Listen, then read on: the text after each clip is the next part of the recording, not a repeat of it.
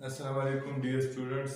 आज हम डिस्कस करेंगे इस लेक्चर में multiplicative inverse of a matrix यानी multiplicative inverse of a 2x2 matrix हम डिस्कस करेंगे। मल्टीप्लिकेटिव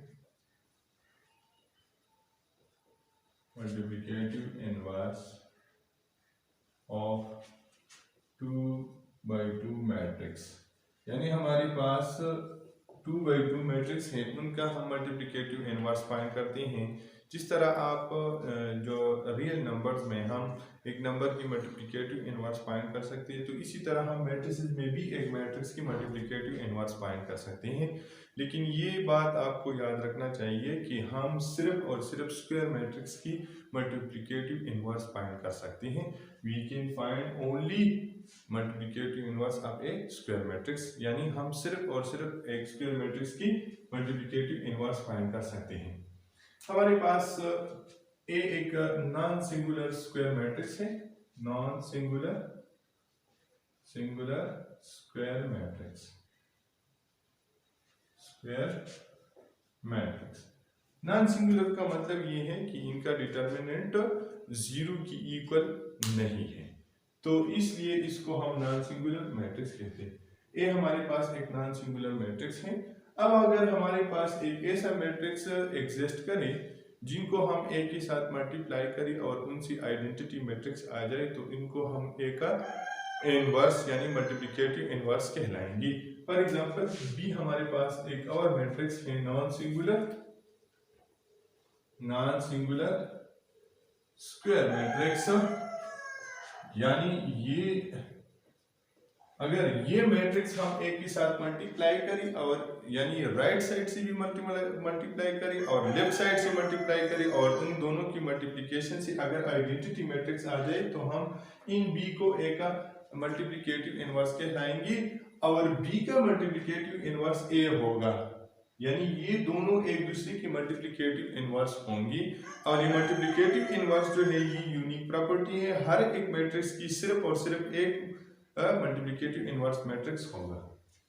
हम इसको ए मल्टीप्लाई बाई बी या बी मल्टीप्लाई बाई ए अगर करें और इनसे आइडेंटिटी मैट्रिक्स आ जाए, यानी ए को हम लेफ्ट साइड से मल्टीप्लाई करें या राइट साइड से मल्टीप्लाई करें और इन दोनों की मल्टीप्लिकेशन से अगर आइडेंटिटी मैट्रिक्स आ जाए, तो हम इस बी को ए का मल्टीप्लिकेटिव इनवर्स कहलाएंगे। अगर इस दोनों में अगर हम ए को बी के साथ मल्टीप्लाई करें राइट साइड से, अगर लेफ्ट साइड से ए के साथ बी को मल्टीप्लाई करें, ये ट्रू ना हो जाए, तो फिर भी हम मल्टीप्लिकेटिव इनवर्स मैट्रिक्स नहीं कहला सकते, क्योंकि इनकी मल्टीप्लिकेशन के लिए ये जरूरी है कि अगर हम ए की मल्टीप्लिकेटिव इनवर्स को फाइंड करते हैं, तो इसके लिए ये जरूरी है कि ए के साथ उस मैट्रिक्स को लेफ्ट साइड से भी मल्टीप्लाई करें और राइट साइड से भी मल्टीप्लाई करें। दोनों की मल्टीप्लिकेशन से अगर आइडेंटिटी मैट्रिक्स आ जाए, तो फिर हम उन मैट्रिक्स को मल्टीप्लिकेटिव इनवर्स मैट्रिक्स कहलाएंगे। तो ये दोनों एक दूसरे की मल्टीप्लिकेटिव इनवर्स होंगे। अब हम इस पर एक एग्जांपल करते हैं और चेक करते हैं कि हम मल्टीप्लिकेटिव इनवर्स एक मैट्रिक्स की किस तरह फाइंड करते हैं। हमारे पास एक मैट्रिक्स है ए, हमारे पास एक मैट्रिक्स है 3 2 4 2 इस तरह या 4 3, ये एक मैट्रिक्स है। अब इसका हम मल्टीप्लिकेटिव इनवर्स फाइंड करते हैं। तो मल्टीप्लिकेटिव इनवर्स हम इस तरह, अगर एक मैट्रिक्स इसका एक ऐसा मैट्रिक्स इनका ले लें कि उनको हम इस मैट्रिक्स के साथ मल्टीप्लाई करें और उनकी मल्टीप्लिकेशन से आइडेंटिटी मैट्रिक्स आ जाए, यानी लेफ्ट साइड से मल्टीप्लाई करें या राइट साइड से मल्टीप्लाई करें और उन दोनों की मल्टीप्लिकेशन से आइडेंटिटी मैट्रिक्स आ जाए। या एक और मेथड है, हम उस मेथड को भी यूज कर सकते हैं, यानी एडजॉइंट मेथड से भी हम इसका मल्टीप्लिकेटिव इनवर्स फाइंड कर सकते हैं।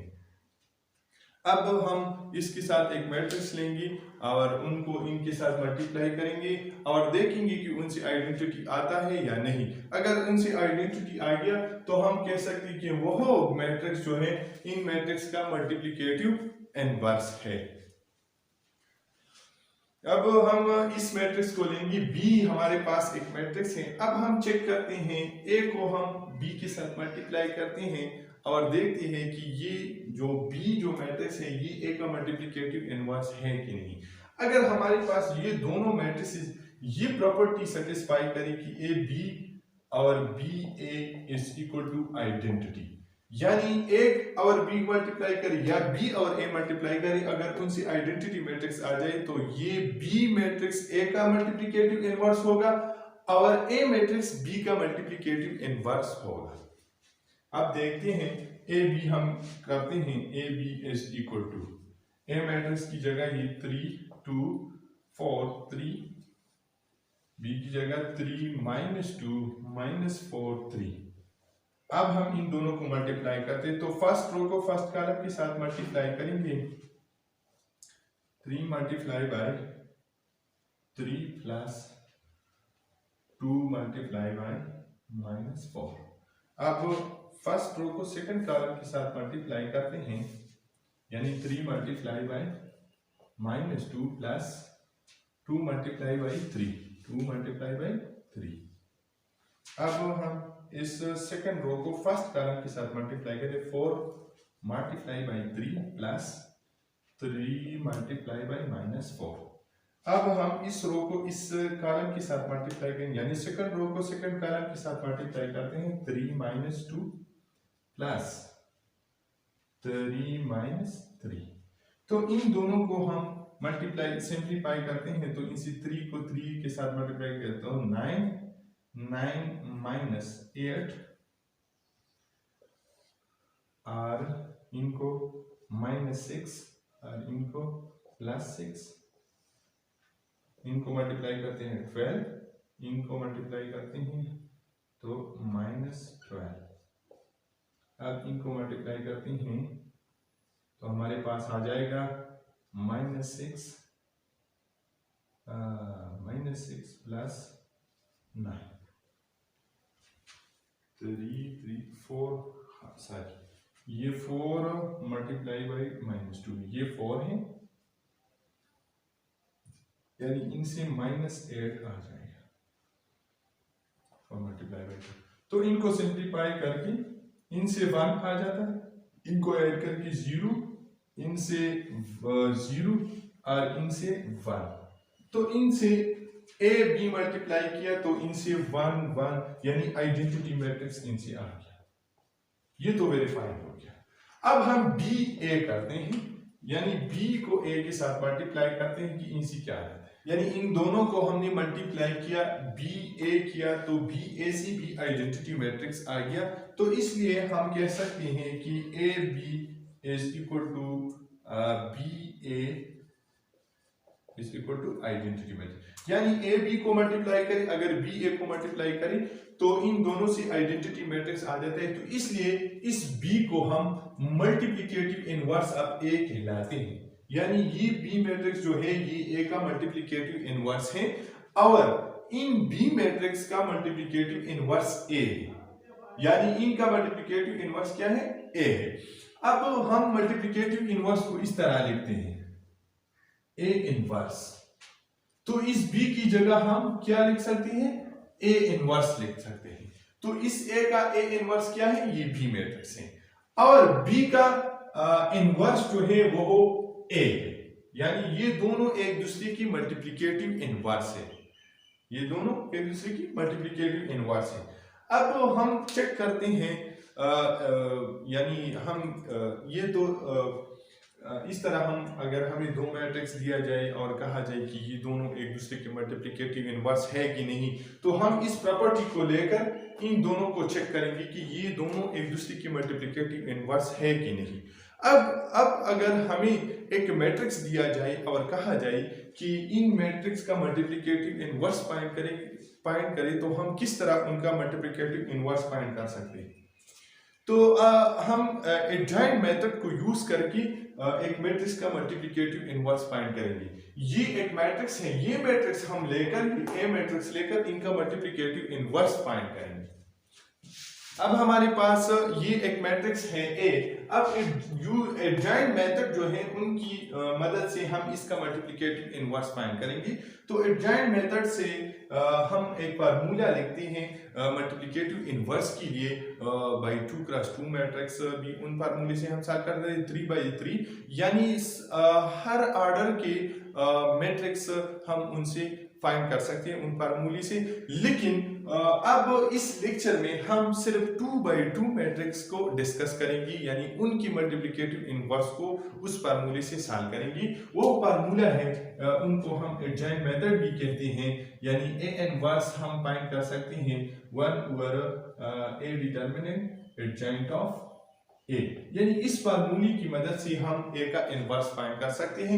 अगर हमारे पास गिवन मैट्रिक्स है तो उनका हम इनवर्स इस फार्मूले से फाइंड कर सकते हैं। ये ए डिटर्मिनेंट है और ये एडजॉइंट ऑफ ए है। तो आइए अब हम इस मैट्रिक्स का मल्टीप्लिकेटिव इनवर्स फाइंड करते हैं। तो इनका मल्टीप्लिकेटिव इनवर्स हम इस तरह फाइंड करेंगे, इस फार्मूले को यूज करके इनका मल्टीप्लिकेटिव इनवर्स फाइंड करेंगे। लेकिन इस फार्मूले के लिए हमारे पास ए डिटर्मिनेंट का जरूरत है और एडजॉइंट ऑफ ए का जरूरत है।